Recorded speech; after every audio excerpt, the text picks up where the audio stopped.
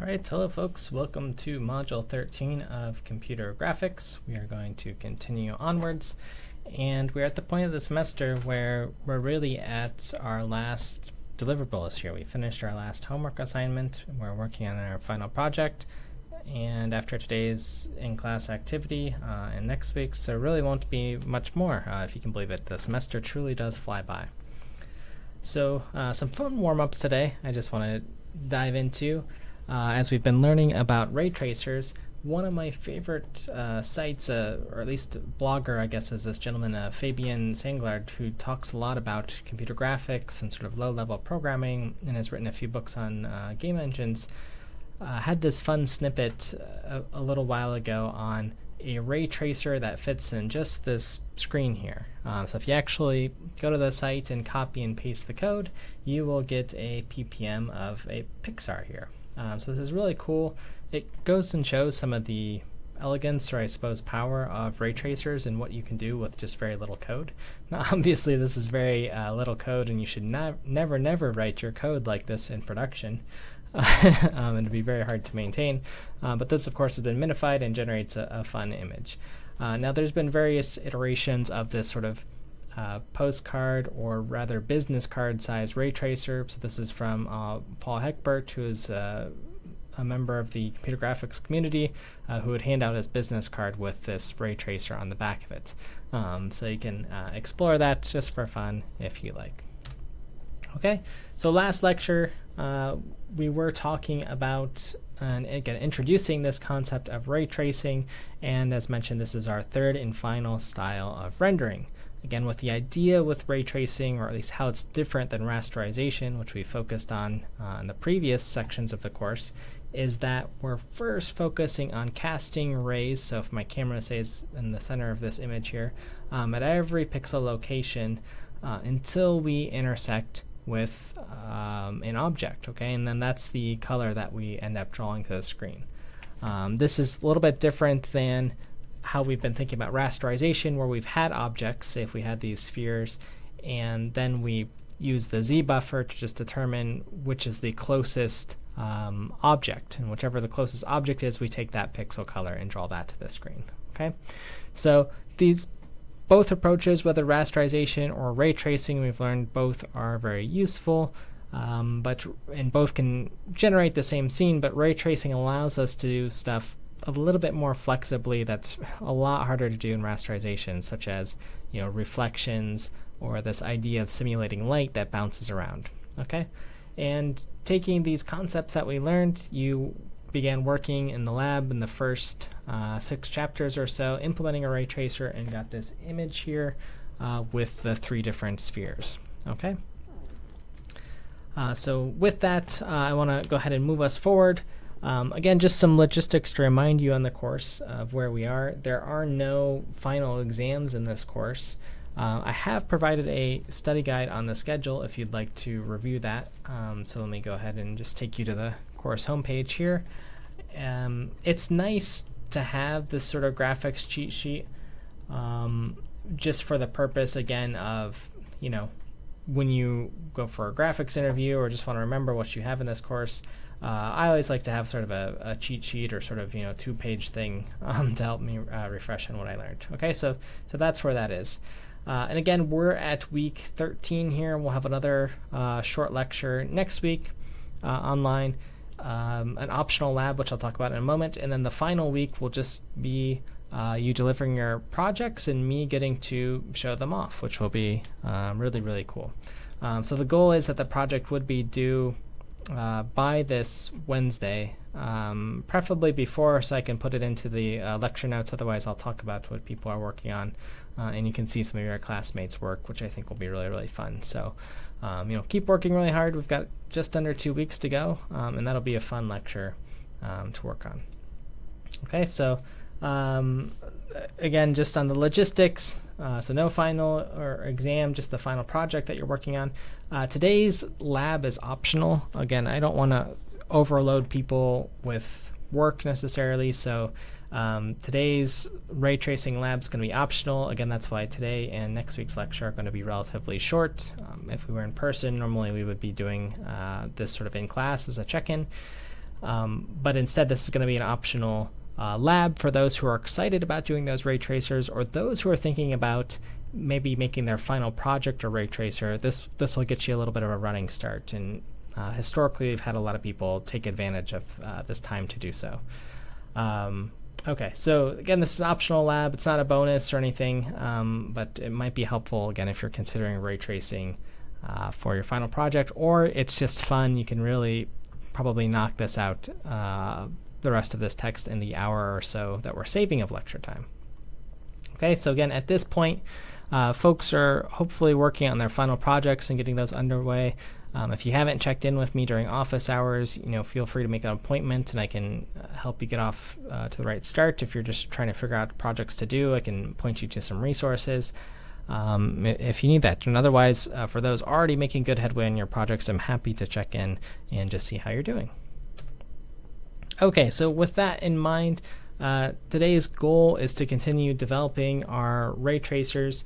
So I just want to provide a little bit of more on the fundamentals of ray tracing and the new hardware, why this is sort of an exciting thing to study, why we're ending the course with ray tracer. We could have done more weeks in OpenGL, but really there is a strong future for ray tracing. So I suspect those of you who go into industry will start finding ray tracing jobs. In fact, maybe I should back up the search a little bit, but every once in a while I keep an eye on the job postings for some of these graphics companies. So if you look at some of these 3D graphics positions, this is AMD, you can look at Intel, often they will have experience with some graphics API, which we've learned, but we might also start seeing, in fact I've seen more, not in this particular one I guess, on ray tracing as a specific experience to have.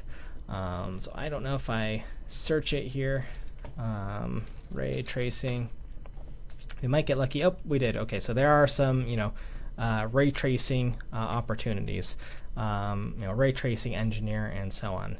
And even 2 years ago when I was teaching this class, this was not the case. So I've seen these come up enough that I could gamble in a live recording and find these, so to speak. So again, something to look out for, and keep in mind with today's lecture.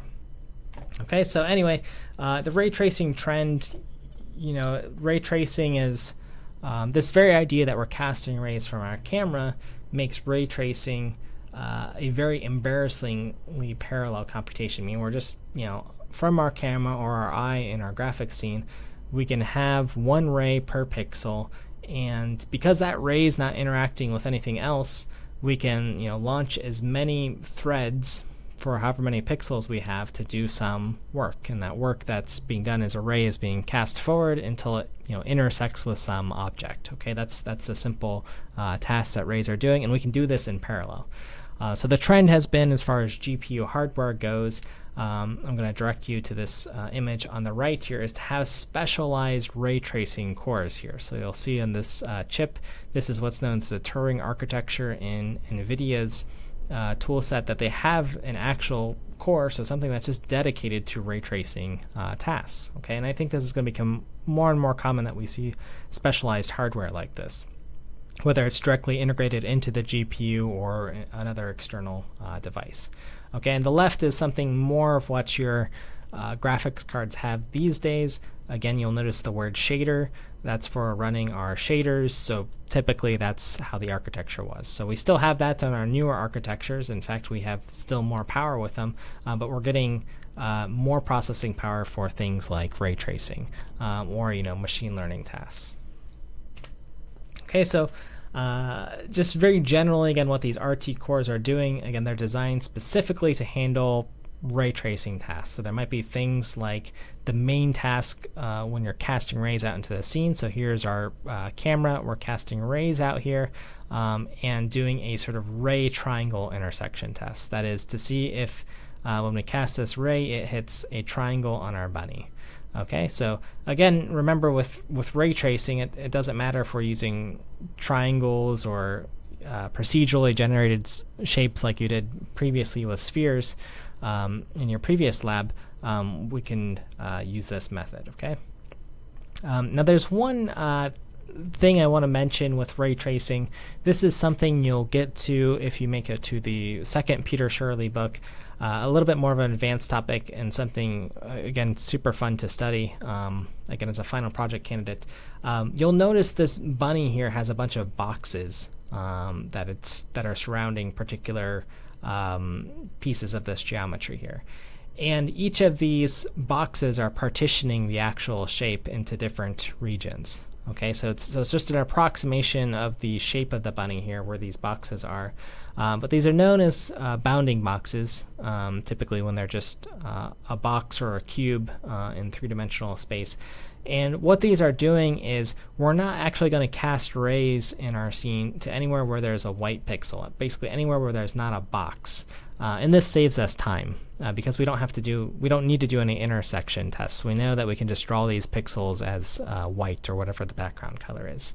So that's just a little note on this.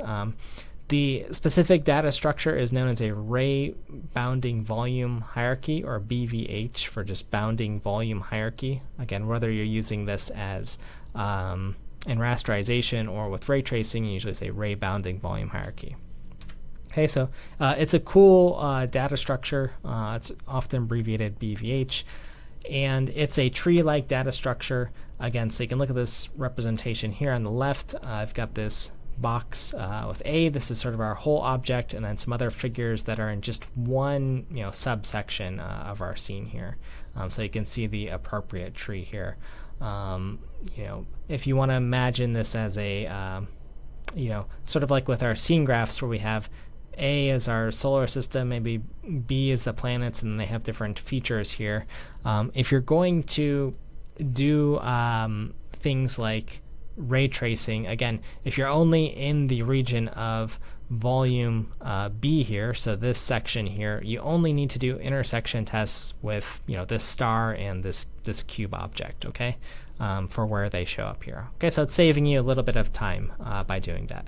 It's also useful, this sort of data structure, this volume hierarchy. You see it forms a tree for doing things like collision detection in an interactive application. So if I was going to detect if this sphere can collide with anything, I only need to check if it's colliding with things that are within its volume here, because that's the closest region here. So I'd only check with this swirly figure here. Okay, so this idea can be combined with the scene graph stuff that we've previously learned about. Okay, so that's just a little bit of a tangent, but a super important data structure that might be fun to implement for those doing ray tracing for their final project, or perhaps in your OpenGL projects as an optimization.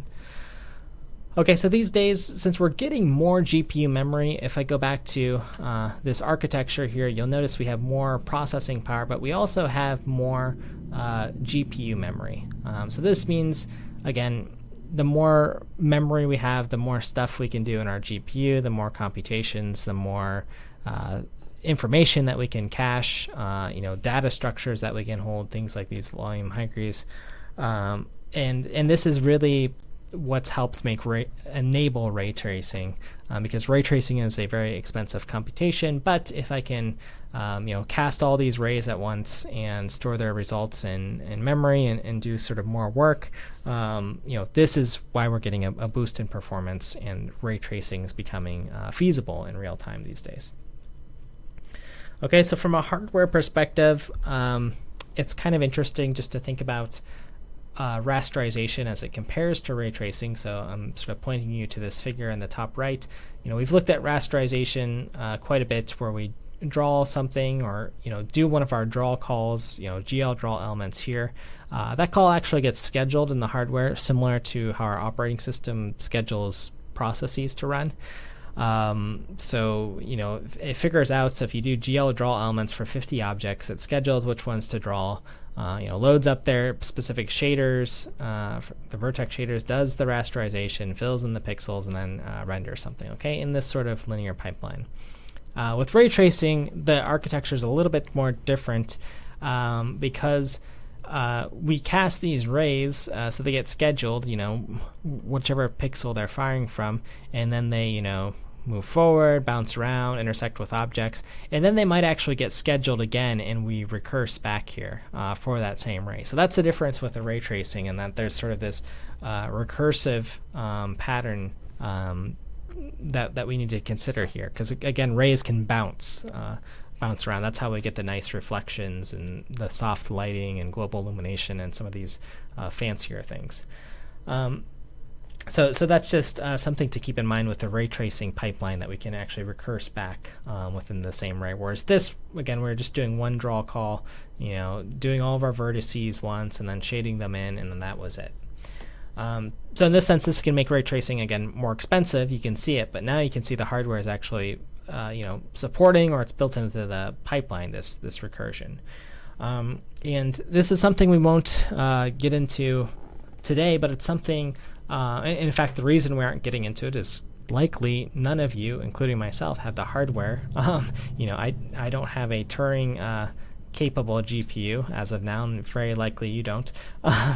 But you can actually write shaders for those Turing-capable cards for the ray tracing core. So there are going to be shaders, ray tracing shaders here, intersection shaders, traversal shaders, any hit shaders, just the things to do the common ray tracing tasks. What happens when you intersect something?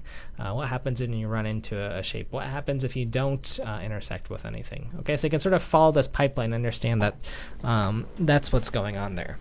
So just wanted to give you a sort of, again, future view of what things look like here.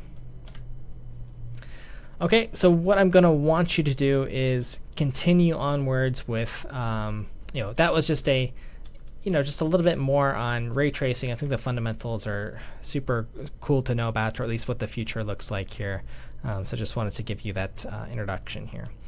What I want to focus on now is actually just the ray tracing in one weekend continued. So where we've been.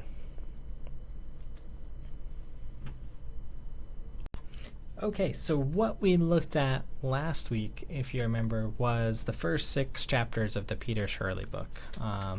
And again, I'm a big fan of the Peter Shirley book. I think it's relatively well written on what's going on, but it has nice code samples to actually get you up and running with something.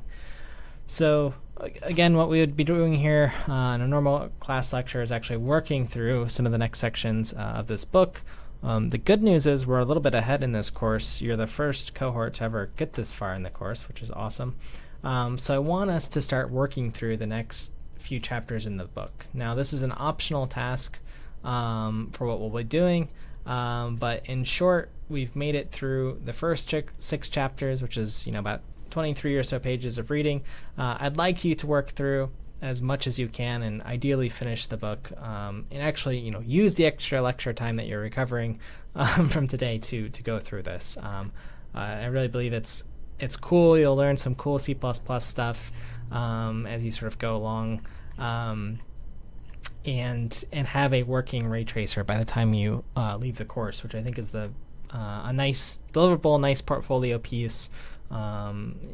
Especially if you're thinking about a graphics career. So again, just looking at some of the topics here, anti-aliasing, this idea that we can get smoother surfaces. So you'll notice here there's kind of jaggedy lines on the sphere here. Anti-aliasing is a way to sort of do some extra sampling to remove some of this noise here, or jaggies as they're sometimes called.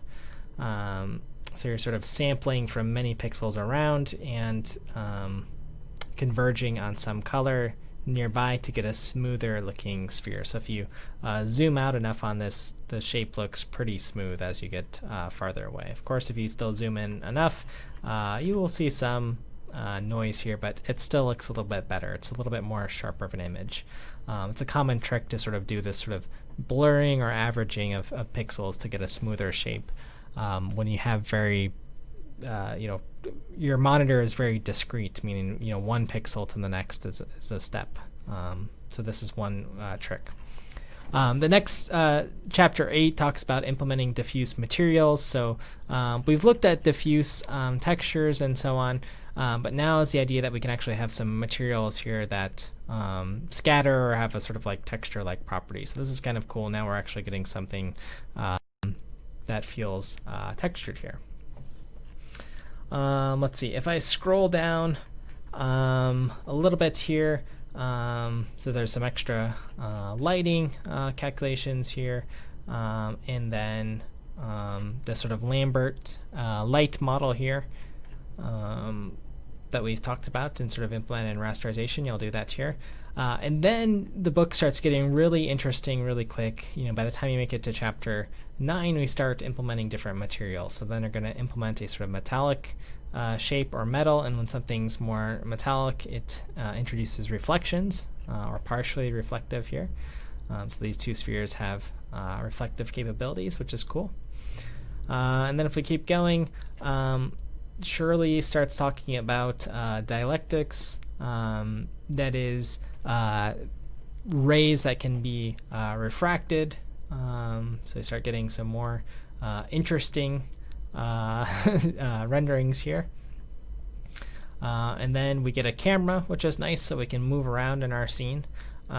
This one's actually pretty nice too, because you get to implement the camera from scratch without using any of the GLM stuff. So again, it's a nice way to review matrices and how they work. There's a little bit of advanced C++ stuff here. Not really advanced, but just new stuff where you work with shared pointers, which is kind of cool to learn about. And let's see, so you're sort of moving around in your scene. Chapter 12 finishes things off with another sort of blurring effect.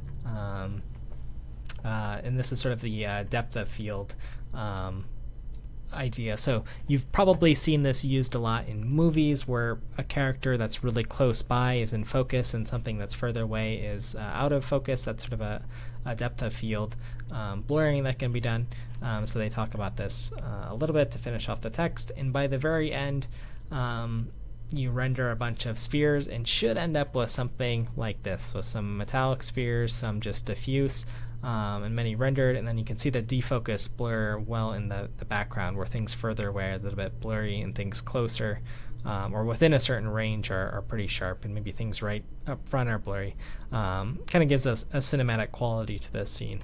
Anyway, I'll stop with that. I just wanted to give you a little highlight of what's going on in the book here.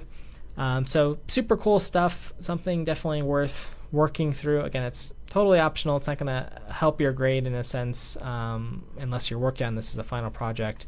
I think this is a good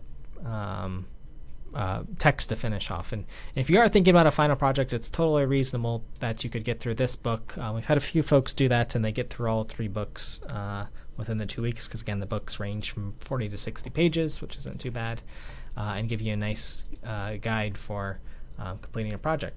So anyways, I'll stop there. Today's just a short lecture again on ray tracing. We'll move on to another sort of special topic next week, and then we will wrap up the very last week. If you have questions, comments, or want to stop by office hours, whether the scheduled ones or by appointment, please let me know, and we will otherwise see you next week.